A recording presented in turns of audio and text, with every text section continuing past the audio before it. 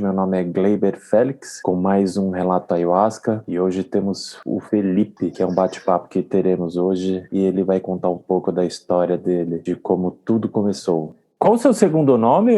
Cimene, é C-I-M-E-N-I, aí o final Mendes. Cimene. Cimene era Jimenez, aí meu bisavô foi registrar meu avô e falou espanhol, Jimene, aí ficou Cimene. Então, esse trabalho é um trabalho para fazer com que as pessoas criem uma certa reflexão no dia a dia dela. Ouvindo os relatos, muitas vezes você vê que tem questões que são parecidas com a sua. Cada pessoa que eu entrevisto aqui exprime um pouco do que passou. Eu sei que muitas vezes é difícil você estar falando e outras pessoas vão ouvir, é algo que é muito íntimo, mas por um bem comum, isso ajuda muito. Não é um questionamento para fazer com que as pessoas venham a tomar ayahuasca, mas sim que elas possam perceber que muitas vezes está nos detalhes. O trabalho da ayahuasca é um trabalho fora do trabalho. É esse o verdadeiro trabalho dela. Não adianta não ter a ação. Você só recebe, só que você não age. Então, quando não existe ação, de nada vale. Então, essa ação que eu quero expor para as pessoas, para dar um pouquinho mais de esperança. A gente pode mudar tudo na nossa vida. Depende do nosso querer, da nossa fé, do nosso entendimento. É mais para isso. Eu fico muito grato de você estar participando e estar cedendo o teu tempo aqui. E eu queria que você contasse um pouco da sua história, como você era antes de conhecer a medicina e como foi o caminho até você chegar na medicina e como isso transformou na tua vida. Primeiro, agradecer a oportunidade, né, que você está abrindo. Fiquei muito feliz também com o convite. Eu acho muito importante esse trabalho que você está buscando fazer, de ouvir, né, as diferentes visões, diferentes opiniões. Isso enriquece, porque às vezes uma pessoa pode identificar quem consagra as medicinas como criar um tipo de estereótipo e é só uma visão, né? E na verdade tem várias visões, várias vertentes, né, várias utilizações que, ao meu ver, deveriam ir por um caminho só, que é o caminho do bem, né, o caminho do amor. Mas eu acho que é muito importante as pessoas poderem ouvir experiências diferentes, visões diferentes. Isso enriquece essa troca.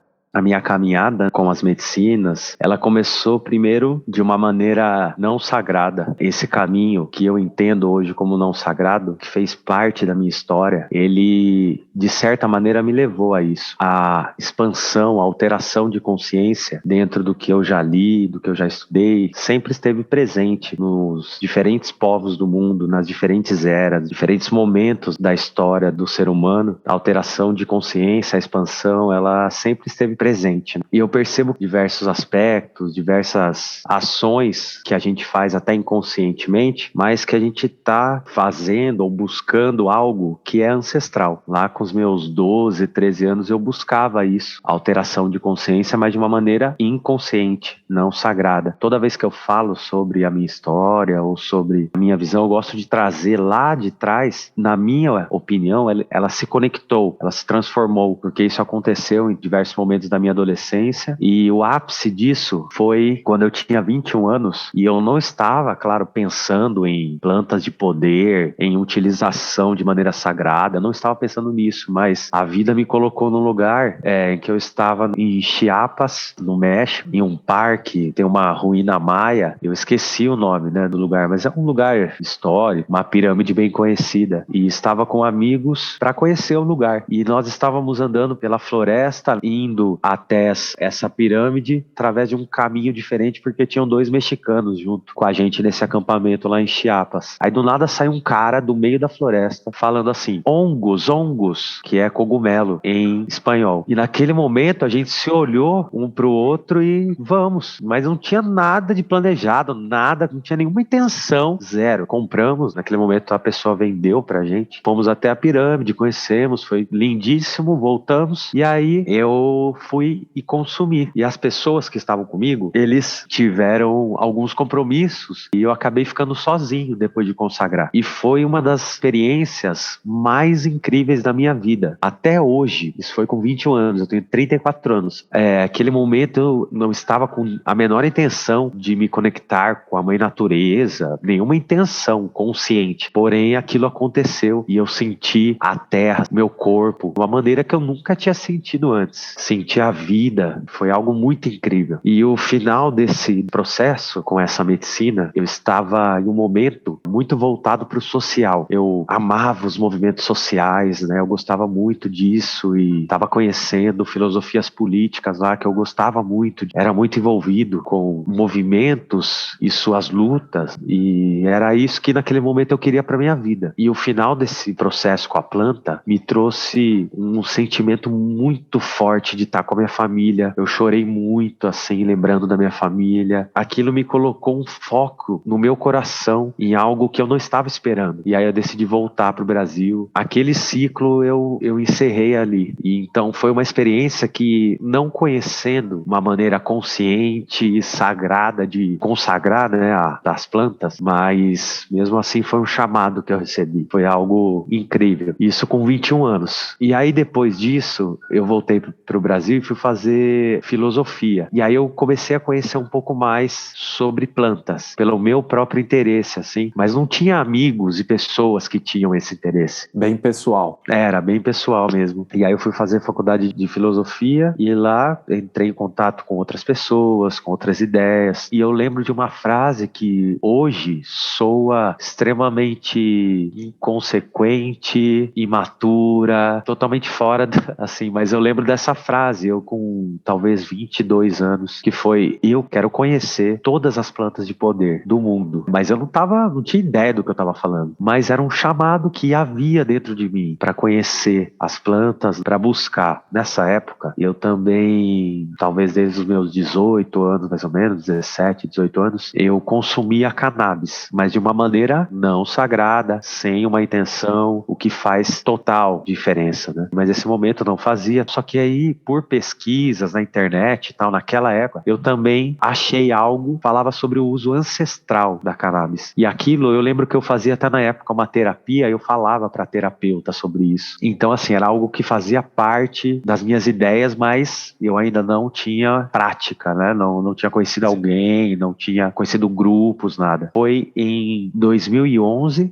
já tinha cerca de 24 anos, mais ou menos. Pouco depois, eu conheci, né, a Andréa, minha companheira, e ela falou sobre a medicina. Nós nos conhecemos em um local chamado Reiki Librari, em que fazíamos cursos de Reiki, participávamos de ambulatórios, né? A gente trabalhava como voluntário também, aplicando Reiki, conhecendo a espiritualidade. Então, era uma época que estava florescendo muita coisa em mim e mudando um pouco assim do social e indo mais para dentro, saindo mais do externo e indo mais para o interno. E aí em 2011, então, teve esse convite e aí eu fui e consagrei e foi uma experiência incrível, né? Uma experiência fantástica. Eu me lembro de estar deitado e de sentir que tinham seres fazendo como se fosse uma cirurgia em mim, alinhando algo. E eu sentia, tinha as mirações. Então, assim, foi algo muito impactante. No local eu já tive uma experiência de conhecer, então, naquele momento, um grupo que consagrava a medicina, não da maneira que hoje eu venho estudando, venho aprendendo. Diferente, porém, já era algo inédito na minha vida, né? De conhecer um grupo que tinha a ayahuasca como centro. E aí, consagrei uma vez, consagrei duas vezes. E a minha terceira vez, eu estava já no Peru, em uma comunidade Shipibo. Porque depois dessa segunda vez, me veio uma coisa muito forte, tipo, nossa, me encontrei, sabe? Abriu algo que eu sempre acreditei por algum tempo, aí eu estava sentindo dentro de mim. E aí eu lembro de ir na internet e procurar lugares lugares no Brasil, lugares com indígenas que poderiam servir a medicina. Eu lembro que essa era a minha busca naquele momento. E o grupo que eu participei essas 2 vezes, eles não tinham essa questão do indígena, da utilização da medicina de maneira indígena. Mais xamânica. Só que naquele momento bateu em mim essa curiosidade. Era o Santo Daime? Então, naquela época, chamava-se Estrela do Oriente, com a Adriana e o Diógenes, e naquele momento eu não conseguia identificar o que era. Tinha, assim, algumas questões do budismo, hinduísmo, cristianismo, Da Umbanda. também músicas MPB, algumas músicas do Santo Daime, não tantas tradicionais, por exemplo, Chandra Lacombe, né, que é um pouco diferente, assim, do Santo Daime tradicional, assim, mas tinha também algumas músicas, e aí tinha uns bailados também, então, assim, era mais um centro universalista, trazia várias coisas diferentes. Naquele momento era o que eu entendia, né, e aí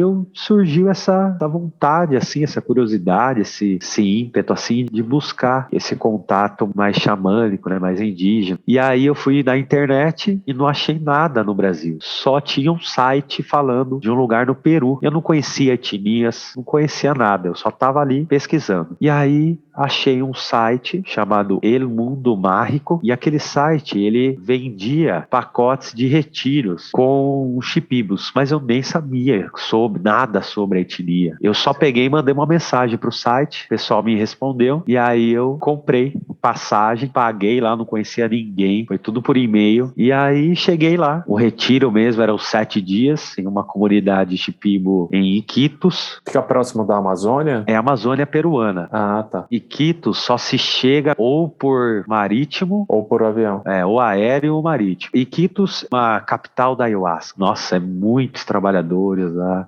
Só que eu não sabia de nada disso. Tava chegando, e aí quando eu cheguei, a pessoa que me pegou lá falou, ó, vai ter um trabalho hoje. O trabalho dos 7 dias na comunidade ia sendo 2 dias depois. Falei, vambora. Aí fui nesse trabalho, e eu me lembro como eu tava pulsando muito forte, né, das 2 consagrações que eu tinha feito. Ali eu já tive contato com a minha primeira lição. Ali eu cheguei sentindo, assim, super conectado com a ayahuasca. Era como se eu já tomasse há 10 anos. Cheguei com o ego inflado. Nossa, eu já consagro e as músicas, e não sei o quê, e sou do Brasil, e lá o Santo Daime. E aí eu lembro que consagrei, estávamos numa sala, luz apagada, um irmão que eu acho que era também, devia ser shipibo, entoando Ícaros, e aí eu fiquei com vontade de vomitar e quis segurar. Cara, veio, eu vomitei, caiu no chão e respingou em algumas pessoas. Fiquei com uma vergonha, e ali eu já senti a minha primeira lição, é humildade. Não tem ninguém que sabe mais. Se tem, é alguém que tá lá na floresta, um velhinho, já consagrou a vida inteira, e nem esses caras falam que eles sabem. É humildade. Então já comecei desse jeito já. E aí fomos lá pra comunidade participar desse retiro. E tinha pessoas do mundo inteiro que foi para participar. Um cara que veio de Israel, outro que veio do Canadá, Estados Unidos, da Europa, várias pessoas ali para fazer o retiro com a medicina nessa comunidade. E foi uma experiência até hoje, né? Foi em 2012, estamos em 2021. E foi uma das mais incríveis da minha vida. Eu me lembro assim, tinha um cronograma do dia, café da manhã, era tudo assim, uma dieta. Então, o café da manhã era uma batata, banana, vegetais. No almoço tinha um peixe. Parece uma dieta indígena, assim. Imagina. O mais natural possível. Sem farinha branca, esse tipo de coisa. Não, nada.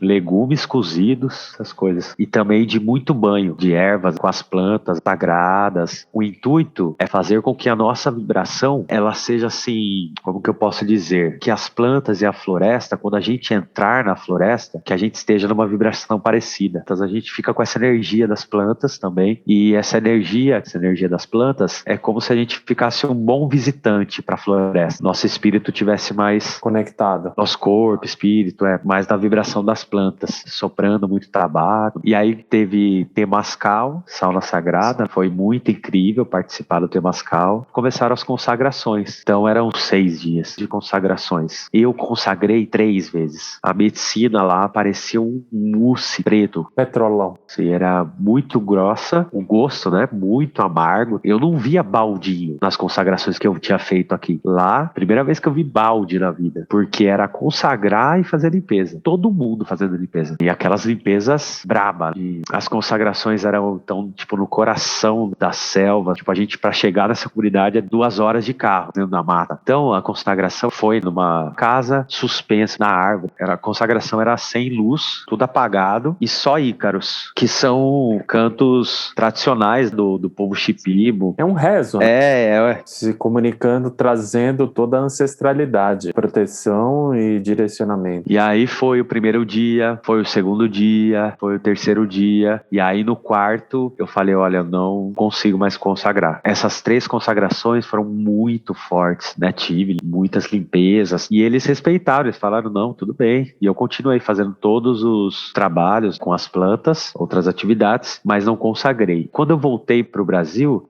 esse local que eu também consagrava, eu dei um tempo, porque aquele momento, foi algo muito impactante. E para digerir todo o processo leva um tempo também, tem isso. Mas foi muito bom, né? Foi um chamado que eu atendi e hoje eu consigo ver a importância de ter ido, de ter conhecido. Os Shipibos são referência, né, no mundo das medicinas. Depois desse local eu continuei frequentando menos, mas continuei. Cerca de 4 anos atrás, foi um momento assim de muita mudança na nossa vida. Nós já estávamos indo com menos frequência, e aí o seu irmão e a Elaine falaram sobre o Alan e a Aline, que estavam lá em Jundiaí, com a terapia Uni. E aí nós conhecemos eles, faziam trabalhos diferentes, com músicas também, tocadas no CD. Eles misturavam um pouco do esoterismo, da cultura oriental e também a parte do xamanismo, né? Isso. A gente foi consagrando com eles, conhecendo, e foi um momento de muita transformação na minha vida. O curso de oração do Arco-Íris abriu muitas portas, né, internas que estavam fechadas, e acho que a principal foi sobre a consagração de maneira sagrada às diversas plantas, não só a medicina da ayahuasca, mas outras medicinas também. Essa chave do sagrado, e isso vem muito dos povos originários, né, dos povos indígenas. Essa é uma chave que foi muito importante para minha vida e que eu sinto que transformou muito. Até hoje, né, eu estou assim trabalhando nisso, estudando, tenho uma caminhada muito grande ainda para atingir, né, os objetivos de estar firmado, de estar auxiliando outras pessoas. Então, depois de fazer o curso, nós abrimos consagrações, abrimos a nossa casa para receber outras pessoas, e acho que uma das coisas mais lindas que aconteceram e que, graças a Deus, aconteceu mais que uma vez, que é quando a gente vê a pessoa, né, às vezes em uma consagração, a mudança, a pessoa chega de um jeito, com uma questão, a gente faz um trabalho antes, né, de conversar com a pessoa sobre o que ela está passando, ela chega de um jeito e a gente vê essa pessoa assim, no meio do trabalho, já se transformando, entendendo o que está acontecendo, se entendendo. É algo muito incrível. Esse milagre,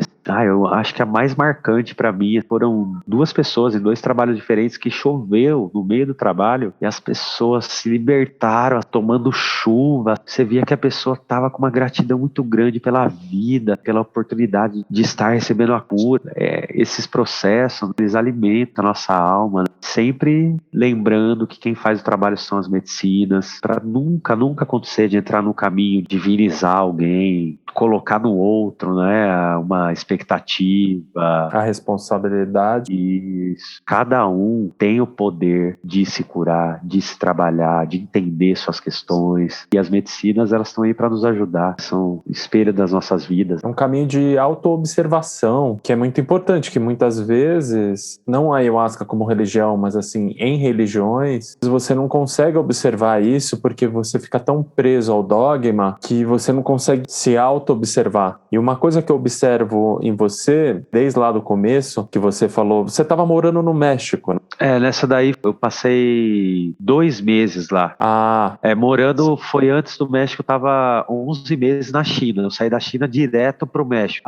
Entendi. É muito engraçado, você falou que era algo que você gostaria de trabalhar, que era o social. E o mais importante, para você trabalhar com o social, você tem que estar mais alinhado e apto a fazer um trabalho, um direcionamento dessas pessoas para algo mais benéfico. E aí é engraçado que ver essa trajetória que as medicinas conduziram você, e hoje você trabalha com social, porque quando você serve as medicinas, você está amplificando algo dentro de cada ser, está amplificando o autoconhecimento de cada pessoa, e esse autoconhecimento faz com que ela se torne uma pessoa melhor para a sociedade. E isso é trabalhar com o social. O social, a base dele é você viver em harmonia com o seu próximo, com todo esse sistema orgânico que a gente tem. Então é muito interessante isso, porque você foi muito bem direcionado, e é muito importante isso para você conquistar esse desafio. Essa questão do social, ela me bateu muito forte há mais ou menos 2 anos atrás, em que estávamos fazendo trabalhos, estávamos participando de trabalhos, e eu sentia que estava faltando alguma coisa, faltando um fazer. E aí chegou uma coisa muito linda, que foi o sagrado masculino. Na minha vida ele chegou em 2016, mais ou menos, num grupo que nós temos chamado Prosa Paterna, né, que é um grupo só de pais, que conversa sobre os desafios da paternidade. A gente conversou um dia sobre sagrado masculino. Aí depois, há cerca de 1 ano atrás, mais ou menos, 2 anos mais ou menos, que nós começamos a nos reunir em um grupo, né? Somos 6 pessoas que estamos estudando sobre o sagrado masculino, buscando desenvolver nós mesmos primeiro, né? E também buscando desenvolver algum tipo de ferramenta para que a gente possa auxiliar também quem está precisando, quem desejar, né, conhecer mais. E nós fizemos também alguns encontros com o objetivo de trabalhar o sagrado masculino, consagrando as medicinas. Então, esse momento que eu senti na minha vida, e que eu estou sentindo, né, que nós continuamos com esse trabalho. Dia 21 de agosto vai ter um trabalho com as medicinas aqui com esse tema, e eu senti que isso foi uma união na minha vida, assim, uma união muito grande daquele Felipe do social e depois daquele Felipe voltado ao interno, à espiritualidade, que é o mesmo Felipe, mas aprendendo coisas diferentes. E eu sinto que esse sagrado masculino, né, claro que não só o sagrado masculino, mas isso, né, eu senti com uma força muito grande, uma das, talvez a principal herança que eu desejo deixar para o meu filho, para a sociedade, para minha vida, que é o olhar sagrado, não só para as plantas, não só para as medicinas, um olhar sagrado para tudo, um olhar sagrado também para o homem, para as relações que os homens constroem, para as relações que nós temos com as crianças. Isso, para mim, assim, é uma das coisas mais incríveis que hoje tenho na minha vida, e poder fazer isso sob a luz das medicinas, isso me traz uma esperança muito grande, porque aquela hora que eu falei, quem faz os trabalhos são as medicinas. Porém, como em todo setor da sociedade, existem também pessoas ao longo da história, indígenas, qualquer tipo de pessoa, ser humano, que mesmo consagrando as medicinas há 10, 20 anos, sei lá quantos anos, ainda deslizam em lugares como abuso sexual, violência. E eu sinto dentro do meu coração que o papel desse sagrado masculino é auxiliar de uma maneira assim, bem clara, assim, os homens, auxiliar nessas relações, que para além do ato ali de consagrar, tem o antes, durante e depois. Como estão essas relações? Na minha caminhada, esse estudo, ele só veio a agregar, a potencializar aquilo que eu busco oferecer, trocar nos trabalhos que a gente abre aqui. É muito interessante isso que você está falando. Já faz alguns 2 ou 3, não, até mais, falei com outras pessoas, e uma coisa que é muito citada é sobre o sagrado masculino. Como existe um choque hoje muito grande da consciência masculina. Existe uma consciência masculina muito antiquada, e hoje existe uma consciência, vamos dizer, mais evoluída. Então hoje você vê uma brutalidade masculina muito grande e ao mesmo tempo você vê uma doçura no homem muito grande. Então hoje a gente vê muitos pais que são muito presentes na educação dos filhos, o cuidado que tem com os filhos, que muitas vezes se sobressai e ao mesmo tempo você vê algo tão antiquado, aquele masculino que é agressivo verbalmente, fisicamente, que ainda tem um contexto social muito pobre, que faz parte da nossa ancestralidade. Eu vejo como era meu pai, para a época dele, ele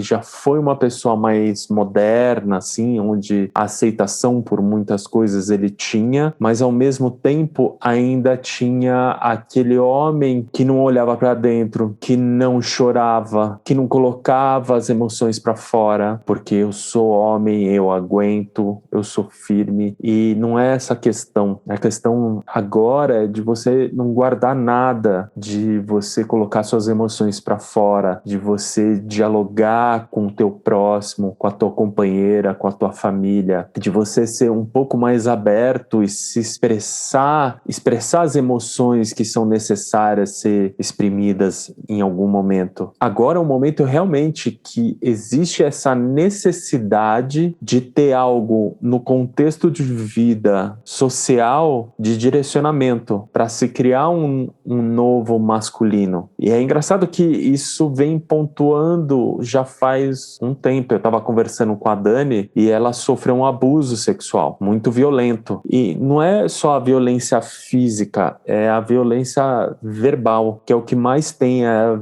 violência verbal. E realmente a gente precisa olhar internamente e curar toda essa parte de ancestralidade para você começar a se desenvolver como ser, né? Mas muito interessante esse trabalho que você está fazendo. Ainda você está montando ele? Como é que está sendo?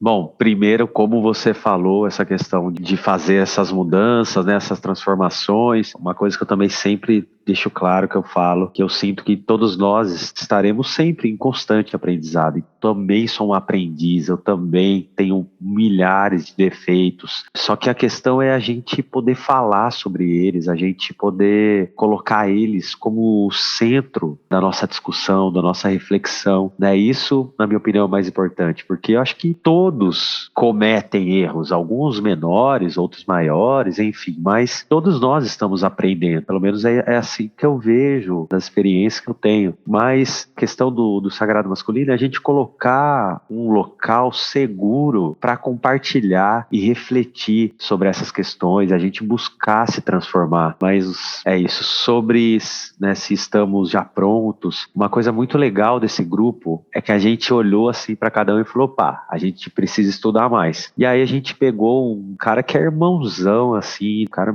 tem muito conhecimento legal para passar, né, para a gente aprender, também com Sagras Medicina, que é o Carlos Caruso. Fizemos um curso com ele, né, chamamos ele para ajudar a gente. Então, assim, a gente vem estudando e vem criando, né, um modo. Mas, assim, a gente está em constante desenvolvimento, porém, a gente vem fazendo os nossos trabalhos. Trabalhos com as medicinas nós já fizemos, porém, a gente continua estudando, continua buscando ir criando essa ritualística. Desenvolvendo uma linha crescente, que ela vai se complementando. Você vai dando complementos a ela e fazendo o movimento se transformar. Sim. E você já teve muitas pessoas, assim, de sagrado masculino que você trabalhou e que você observou uma transformação muito grande, assim? Olha, esse grupo, né, que é o primeiro que eu faço parte, o primeiro que eu trabalho sobre esse tema específico, nós somos em 6. As transformações que nós já tivemos nesse grupo, né, estando nesse grupo, foram muitas, diversas. A expressão de cada um, a ação de cada um, assim, vem mostrando que isso ajuda muito. E a gente forma uma rede de apoio mútuo, de ajuda, de troca de ideias. Então isso com certeza já transformou muita coisa. Mas mas é um caminho que sempre vai ter, né? Seus desafios, seus aprendizados, mas sim, eu tenho a certeza de que todos que estamos ali, as pessoas que passaram pelo nosso trabalho, com certeza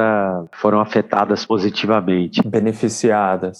Foram beneficiadas, com certeza. Mas bacana isso. Mas é novo, mas estamos aí, estamos seguindo, estudando, trabalhando. É algo que entra em contínua transformação e também isso é bom porque não fica compactado, mas muito bom isso. E você tem um site onde as pessoas podem entrar em contato com vocês para estarem participando de grupos? Sim. Bom, eu tenho Facebook, meu nome é Felipe Cimeri Mendes. Não vejo muito Instagram, mas eu tenho Instagram também. E nós estamos criando um Instagram para o nosso grupo. Se chama Sagrado Masculino Caminho do Meio, o nome do nosso grupo. E todos aqueles que quiserem conhecer, entre em contato comigo. Vai ser um prazer tê-los conosco. Isso está no Facebook? Então, nós ainda não temos assim, algo público, estamos criando um Instagram, mas aí pode entrar em contato comigo e falar, Felipe, eu gostaria de conhecer mais sobre o grupo de vocês, o Sagrado Masculino. Aí nós temos 2 grupos no WhatsApp, nós temos grupos lá e podemos adicionar as pessoas para a gente trocar ideias e falar sobre o nosso calendário, os nossos trabalhos, convidar as pessoas. Uma coisa que eu ia perguntar para você, se eu posso no cardzinho que tem do Spotify, colocar o teu telefone ou o teu e-mail. Pode ser o telefone, o WhatsApp, pode ser sim, é muito legal. Aí eu coloco o teu WhatsApp e aí fica mais fácil. Sim, sim.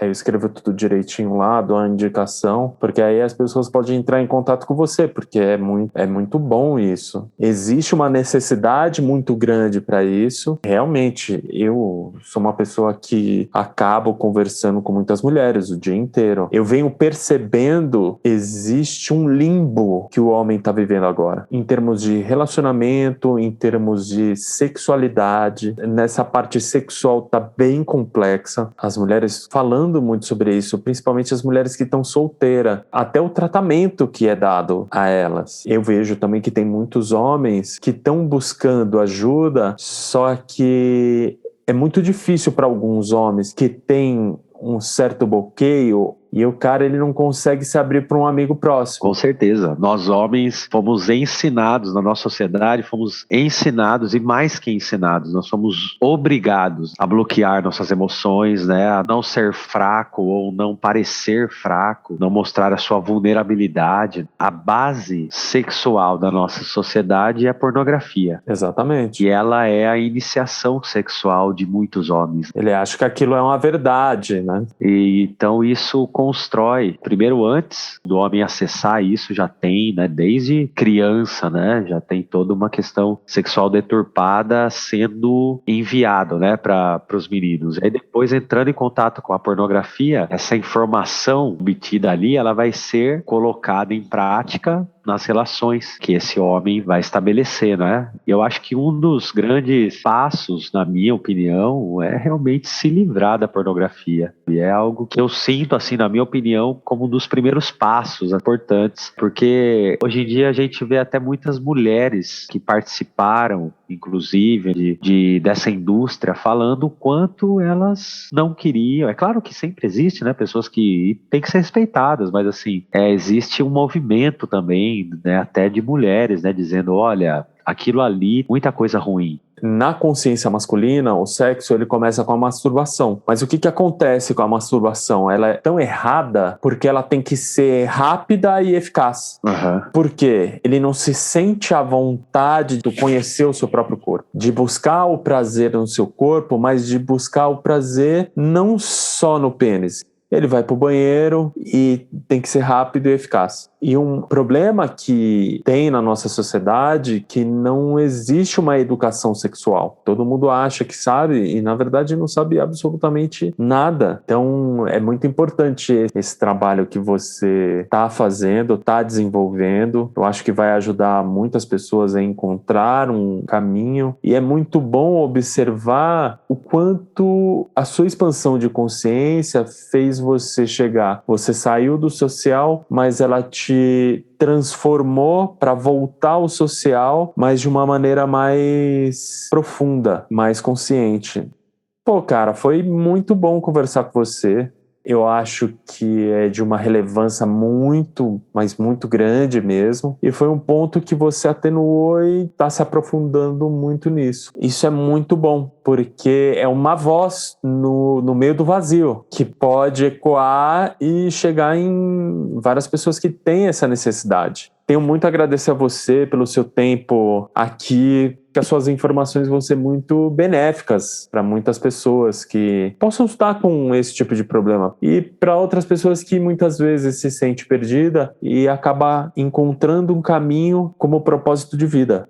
O teu propósito, ele é muito belo. Tua esposa também, né? A André, ela também trabalha com o sagrado feminino, né? Essa é uma coisa importante de dizer, que eu adentrei a esse mundo, né, da paternidade, do sagrado masculino, por conta dela, por conta das mulheres, por ver elas se movimentarem nisso, fazerem encontros com as medicinas também, né, e ver o quão lindo aquilo era. E, tipo, eu senti que precisava, eu tava precisando daquilo, queria trocar com outros homens também, né, de um lugar de verdade, né, de honestidade e tal. E depois, né, eu fui saber quantos grupos de sagrado masculino existem no Brasil, né? Para quem quiser conhecer mais, vai lá no Facebook, YouTube, qualquer lugar, escreva lá sagrado masculino, que vocês vão começar a encontrar grupos e pessoas que falam sobre isso. Mas as mulheres, eu sinto que elas são aquelas que abrem assim o caminho, e nós homens vamos seguindo, vamos aprendendo também, assim. Mas na minha história foi isso, foi de ver as mulheres fazendo esse trabalho, esse movimento, né, de se unir em torno do sagrado. Esse movimento das mulheres, ele acontece em diversos setores da sociedade, inclusive em comunidades indígenas que consagram as medicinas, né? Com mulheres hoje servindo medicina, com mulheres dizendo, elas mesmas dizendo, olha, a gente não podia consagrar, a gente não podia